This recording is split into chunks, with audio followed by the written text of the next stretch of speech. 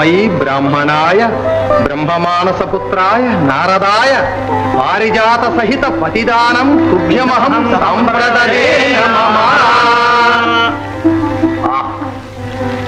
భాగ్యమన్న నాదే భాగ్యం, మహాభాగ్యం. ఏమి తపంబొనర్చి జనిల్చిన వాడనో నేడు సత్యభామా మహిళా వ్రతంబున సమంచిత రీతి ప్రతిగ్రహించితిన్ కామిత సిద్ధిదాయకుని ఖండిత దుష్ట నిశాటు సర్వమర్చామర పూజితాంఘ్రు అఖిలాఖ విదూరు అనంతు నచ్యుతు